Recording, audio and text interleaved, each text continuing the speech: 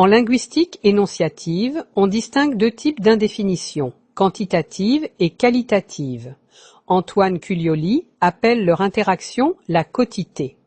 L'indéfinition quantitative concerne la mesure, le nombre, un, des, beaucoup de. L'indéfinition qualitative, elle, touche à la valeur, à la manière d'être, un courage, une tendresse.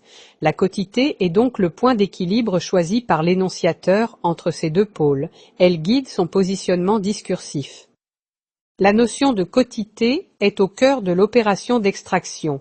J'ai vu un chien. On extrait quantitativement une occurrence d'un ensemble discret. Elle a un courage exemplaire. Ici, l'extraction est qualitative. On isole une propriété remarquable dans un domaine abstrait. Dans les deux cas, l'article 1-1 introduit une occurrence typique, mais selon une perspective différente, mesurable ou évaluée. L'article indéfini peut signaler une unicité qualitative. Il ne s'agit pas de n'importe quel élément, mais d'une occurrence exceptionnelle ou marquante. J'ai découvert une Sophie que je ne soupçonnais pas. Ce n'est pas comme ça que doit se conduire un soldat. Il a une de ses verves. Ces énoncés montrent que l'indéfini ne signifie pas seulement un parmi d'autres, mais peut désigner un exemplaire frappant, hautement typique ou hors norme. Certains noms abstraits sont incompatibles avec un, une, sauf s'ils sont restreints par un complément ou par le contexte. C'est la passion qui mène le monde. C'est une passion qui mène le monde. C'est une passion débordante pour le jeu qui l'a mené à sa ruine. Sans restriction contextuelle ou sémantique, une passion reste trop vague. L'indéfini doit être ancré dans un profil ou un événement particulier. On distingue trois états informationnels du référent. Nouveau, c'est un élément introduit pour la première fois dans le discours. Par exemple, il est entré dans la pièce avec un chat. Ici, un chat est un référent totalement nouveau pour l'interlocuteur. Connu, le référent a déjà été évoqué ou peut être inféré facilement à partir du contexte. Exemple, le chat s'est installé sur ses genoux. Le chat renvoie à celui qui vient d'être mentionné. Notoire, le référent est connu de manière stable, en dehors de la situation d'énonciation. Exemple, le soleil se lève à l'est. Le soleil est universellement reconnu. Il existe aussi des cas de fausse notoriété, où l'article défini est utilisé par convention ou effet de style. La surprise du chef est servie avec des frites. Ces exemples montrent comment le choix de l'article reflète le niveau de familiarité ou de reconnaissance du référent pour le locuteur et le co-énonciateur, et évolue selon la narration. Le notoire est sémantico-notionnel, lié à une réalité collective.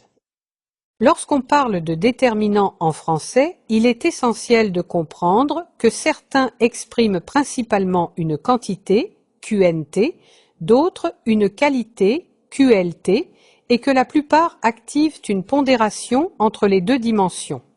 C'est ce que Culioli appelle la quotité.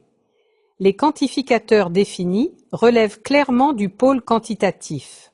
Les chiffres comme 2, 6, 24 ou des expressions comme une paire de, un trio, un quatuor déterminent des quantités précises et mesurables. À l'inverse, des expressions comme nul, pas un, aucun sont certes quantitatives, mais aussi totalement définies et exclusives. On dira nul n'a accepté, aucun n'a accepté. Ici, la définition quantitative s'accompagne d'un effet d'exclusion totale. D'autres expressions combinent une part d'indéfinition et de qualité.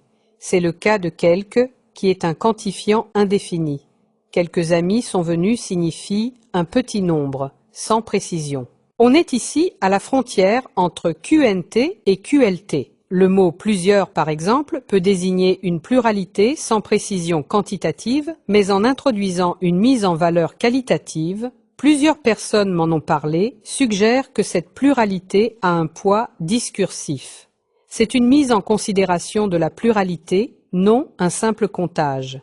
Certains mots, comme certains, introduisent une sélection qualitative à partir d'un ensemble. Certaines personnes sont plus sensibles que d'autres, impliquent un jugement. Ici, le déterminant sélectionne selon des critères implicites. De même, tout et tous peuvent être utilisés dans un cadre défini quantitativement, mais ils produisent également une valeur globale, généralisante. Toute la ville en parle, tous les enfants ont participé.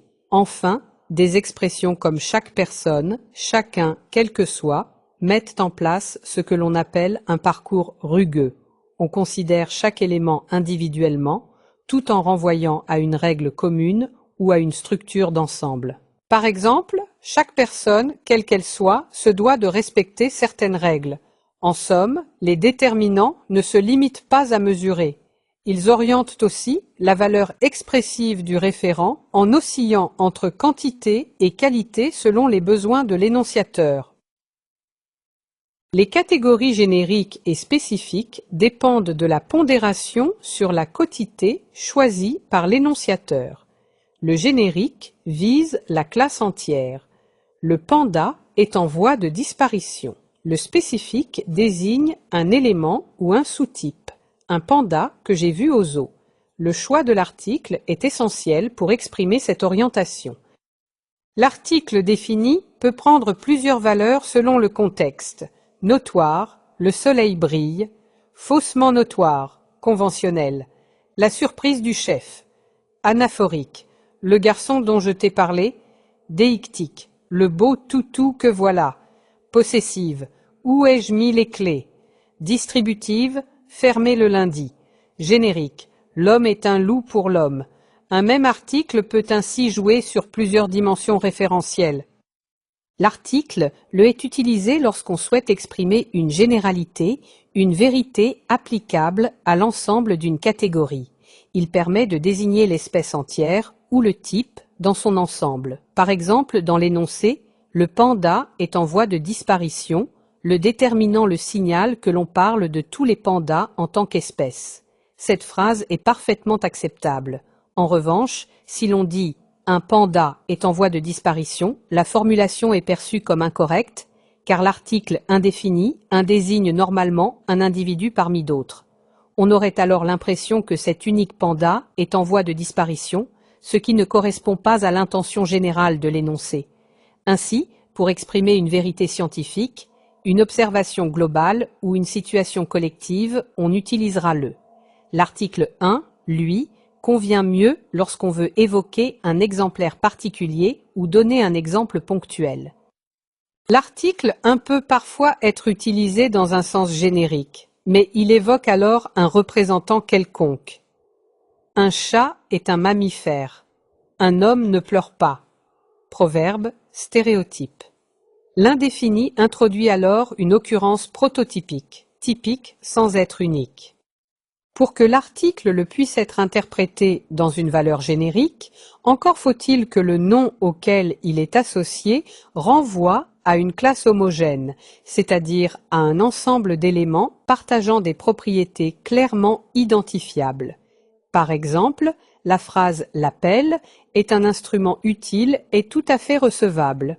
On parle ici de l'objet pelle en général, en tant qu'instrument appartenant à une catégorie bien définie. En revanche, la phrase « l'outil » sert à effectuer des travaux est plus problématique dans une lecture générique. Le mot « outil » est trop vague, trop hétérogène. Il ne renvoie pas à une classe stable ou unifiée, mais à une variété d'objets dont les propriétés peuvent différer considérablement. L'usage générique de l'article défini le suppose donc une représentation cohérente, stable et prototypique du groupe désigné.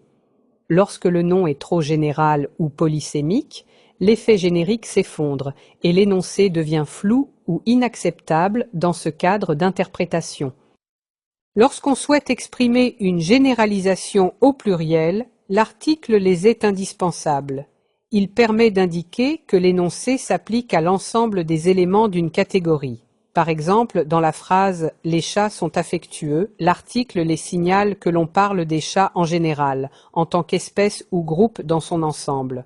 En revanche, on ne peut pas dire « des chats sont affectueux » pour exprimer une vérité générale. Cette formulation, bien que grammaticalement construite, est peu recevable en français. Elle évoque seulement une partie indéfinie du groupe, certains chats parmi d'autres, sans atteindre une portée généralisante. Dans ce cas, il serait plus naturel de dire « certains chats sont affectueux », ce qui reflète bien la restriction à une sous-catégorie ou un sous-ensemble du groupe. Ainsi, pour qu'un nom pluriel ait une portée générique et qu'on puisse affirmer une propriété de l'ensemble, il doit être précédé de les et non de des.